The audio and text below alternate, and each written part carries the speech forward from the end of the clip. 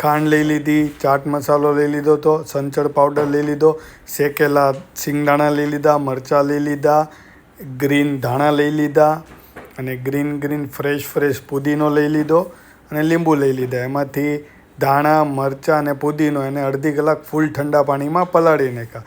હવે એક મિક્સર જારની અંદર આ ત્રણેય વસ્તુને પીસી નાખી. પીસા પછી એની અંદર એડ કરવાના હતા સિંગદાણા, પછી અંદર એડ કરી દીધી ખાંડ, પછી અંદર એડ કરી દીધું સંચળ, પછી એડ કરી દીધું ચાટ મસાલો ને પછી લીંબુ નીચવી નાખ્યું.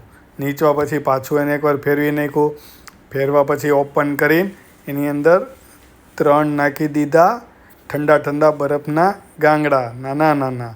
એને ફરી ફેરવી નાખ્યું, ફૂલ ફેરવું. મિક્સર જારને ફૂલ ફેરવું. એટલે જો આ રીતે એકદમ પતલું ને એકદમ ઝીણી અને ક્રશ થઈ જાય હાવ બારીક, અને આ રીતે એક મસ્ત ગ્રીન ચટણી રેડી થઈ.